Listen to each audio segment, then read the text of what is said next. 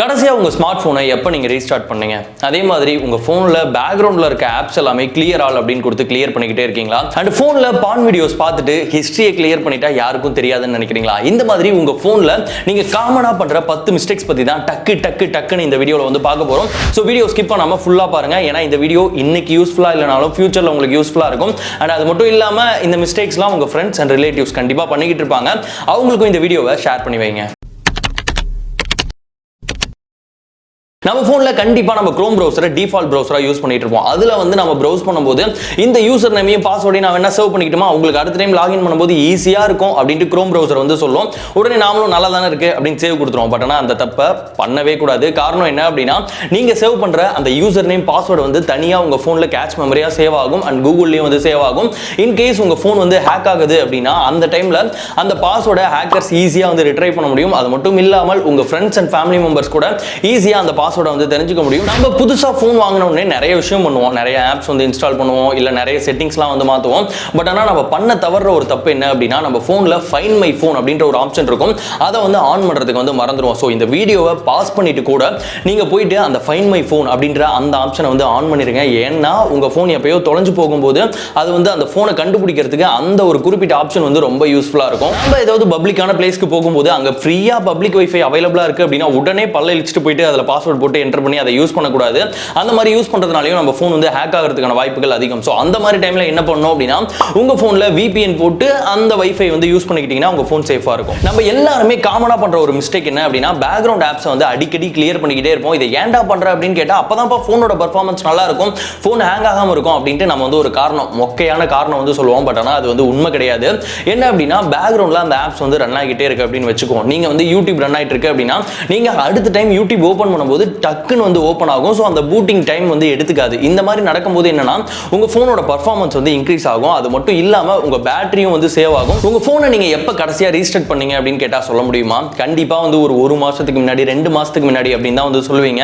But ஆனா இதுதான் நம்ம போன்ல நம்ம பண்ற மிகப்பெரிய தப்பு. நம்மளுக்கு எப்படி ரெஸ்ட் அப்படின்றது ஒன்று தேவைப்படுது, அதே மாதிரியே போனுக்கும் ரெஸ்ட் அப்படின்ற ஒரு விஷயம் வந்து தேவைப்படும். ஸோ வீக்லி ஒன்ஸ் வந்து நம்ம போனை வந்து ரீஸ்டார்ட் பண்ணணும். இந்த மாதிரி ரீஸ்டார்ட் பண்றது மூலியமா நம்ம போன் வந்து கொஞ்சம் ஃப்ரெஷ்ஷா இருக்கும். அது மட்டும் இல்லாமல் பர்ஃபார்மன்ஸ் வைஸும் வந்து கொஞ்சம் இன்க்ரீஸ் ஆகும். அண்ட் வேற ஏதாவது நெட்வொர்க் இஷ்யூலாம் இருந்தது அப்படின்னாலும் அதுவும் கிளியர் ஆகும். ஸோ வாரத்துக்கு ஒரு டைம் வந்து உங்க போனை ரீஸ்டார்ட் பண்ணுங்க. ஒரு சிலர் அவங்களோட போன்ல பாத்தீங்கன்னா ஆன்டி வைரஸ் அப்படின்ற ஒரு ஆப் வந்து இன்ஸ்டால் பண்ணிருப்பாங்க. தம்பி இது என்னப்பா பண்ணுது அப்படின்னு கேட்டீங்கன்னா இதுதான் என் போன்ல இருக்க வைரஸ்லாம் ஸ்கேன் பண்ணி கில் பண்ணும் அப்படின்னு சொல்லுவாங்க. பட் ஆனால் அது வந்து கிடையவே கிடையாது. போனுக்கு ஆன்டி வைரஸ் அப்படின்ற ஒரு விஷயம் கம்ப்ளீட்டா ஒர்க்கே ஆகாது. இது வந்து இன்னும் சொல்லணும்னா இது நம்ம போனோட பெர்ஃபார்மன்ஸை தான் ஸ்லோ பண்ணும். காரணம் என்ன அப்படின்னா ஒவ்வொரு டைம் ஸ்கேன் பண்ணும்போதும் அது வந்து நம்ம பெர்ஃபார்மன்ஸை வந்து கில் பண்ணும். நம்ம எல்லாருமே புதுசா ஒரு போன் வாங்கணும் அப்படின்னா அமேசான், ஃபிளிப்கார்ட் இந்த 2 வெப்சைட்ல இருந்து தான் வந்து ஆர்டர் போடுவோம்.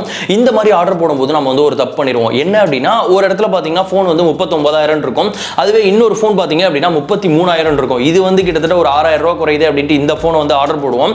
அது ஏன் அவ்வளவு ரேட் கம்மியா இருக்கு அப்படின்னு பாத்தீங்கன்னா அது வந்து ரீஃபர்பிஷ்டு மொபைலா இருக்கும். ரீஃபர்பிஷ்டு மொபைல்னா ஒருத்தவங்க ஏற்கனவே யூஸ் பண்ணி அதை மறுபடியும் வந்து புதுசு மாதிரி ரெடி பண்ணி விற்கிறதா ரீஃபர்பிஷ்டு அப்படின்னு சொல்லுவாங்க. இதை எப்படி கண்டுபிடிக்கிறது அப்படின்னா அந்த போனோட டைட்டிலுக்கு முன்னாடியே ரீநியூ அப்படின்ட்டு ஒரு வார்த்தை வந்து மென்ஷன் பண்ணிருப்பாங்க. சோ அந்த ரீநியூ அப்படின்றதுனா அது ஏற்கனவே யூஸ் பண்ணப்பட்ட ஒரு போன் அப்படின்றத தெரிஞ்சுக்கங்க. அண்ட் போன்ல நிறைய பேர் வந்து பான் வீடியோஸ் வந்து பார்ப்பாங்க. பார்த்துட்டு ஹிஸ்டரியை கிளியர் பண்ணிடுவாங்க. கிளியர் பண்ணிட்டா நான் பான் பார்த்தது யாருக்குமே தெரியாது அப்படின்னு நினைச்சிட்டு இருப்பாங்க. பட் ஆனா ஈஸியா நீங்க பான் பார்த்த விஷயத்தை வந்து கண்டுபிடிக்க முடியும். சைட் செட்டிங்ஸ்ல பாத்தீங்கன்னா நீங்க என்னென்ன வெப்சைட்ஸ்லாம் ரீச் பண்ணிருக்கீங்க அப்படின்றத வந்து பார்க்க முடியும். இதை வந்து கிளியர் பண்ணணும் அப்படின்னா உங்களோட Chrome ஓபன் பண்ணிட்டு செட்டிங்ஸ்குள்ள போனீங்க அப்படின்னா சைட் செட்டிங்ஸ் அப்படின்ட்டு இருக்கும். அது உள்ள போனீங்க அப்படின்னா ஸ்டோர்ட் அப்படின்ட்டு இருக்கும். அதை கிளிக் பண்ணீங்க அப்படின்னா நீங்க போன் வாங்கினதுல இருந்து இது நாள் வரைக்கும் என்னென்ன வெப்சைட் என்னென்ன தேதியில யூஸ் பண்ணிருக்கீங்க அப்படின்ற எல்லா டீடைல்ஸுமே அதுல வந்து இருக்கும். அதுக்கு கீழேயே கிளியர் சைட் ஹிஸ்டரி அப்படின்ற மாதிரி ஒரு ஆப்ஷன் இருக்கும். அதை கிளிக் பண்ணீங்க அப்படின்னா அந்த வெப்சைட்ஸ் எல்லாமே கிளியர் ஆயிடும். நம்ம எல்லாருமே போனை சார்ஜ் போடும்போது பேக் கேஸ் போட்டுக்கிட்டே தான் வந்து சார்ஜ் போடுவோம். ஆனா அந்த மாதிரி சார்ஜ் மட்டும் போடவே கூடாது. காரணம் என்ன அப்படின்னா நாம வந்து போனை சார்ஜ் போடும்போது நம்ம போன் வந்து மேக்ஸிமம் ஹீட்டை வந்து ரீச் ஆகும். ஸோ அப்படி ரீச் ஆகும்போது பேக் கேஸ் இருந்தது அப்படின்னா அந்த ஹீட் எல்லாமே வெளியே போகாம உள்ளே வந்து இருக்கும். இன்னும் அது வந்து ஹீட் ஆகும். ஸோ எவ்ரி டைம் சார்ஜ் போடும்போது நம்ம பேக் கேஸை ரிமூவ் பண்ணிட்டு அதுக்கப்புறம் தான் சார்ஜ் போடணும். ஒரு சிலர் சொல்லி கேள்விப்பட்டிருப்பீங்க, நான் ஃபோன் வாங்கி 6 மாசம் தான் ஆச்சு, ஆனால் என் ஃபோன் வந்து ஹேங் ஆகுது அப்படின்னு சொல்லுவாங்க. இதுக்கான காரணம் என்ன அப்படின்னா, நீங்கள் யூஸ் பண்ணுற எல்லா ஆப்ஸுமே கேட்ச் மெமரி அப்படின்ற ஒரு விஷயத்தை வந்து சேவ் பண்ணிக்கிட்டே வரும். இது வந்து அதிகமாகும் போது நம்ம ஃபோன் வந்து ஹேங் ஆகிறதுக்கான வாய்ப்புகள் அதிகம். ஸோ எப்பயுமே வந்து நீங்கள் அதிகமாக யூஸ் பண்ணுறீங்க இல்லையா, அந்த ஆப்ஸை லாங் ப்ரெஸ் பண்ணி ஆப் இன்ஃபோ அப்படின்றதுல போனீங்கன்னா கேட்ச் மெமரி அப்படின்னு இருக்கும். அதை வந்து அடிக்கடி கிளியர் பண்ணிக்கிட்டே இருங்க. இதை பண்ணீங்க அப்படின்னாலே உங்கள் ஃபோன் வந்து லேக் ஆகுறது அண்ட் ஹேங் ஆகுறது இந்த பிரச்சனை வந்து இருக்காது. ஸோ இது வரைக்கும் நான் சொன்ன இந்த மிஸ்டேக்ஸ் எல்லாமே கண்டிப்பாக நீங்களும் வந்து பண்ணிக்கிட்டு இருப்பீங்க. இதுக்கு மேலே அதை பண்ணுறதை வந்து தவிர்த்துக்குங்க.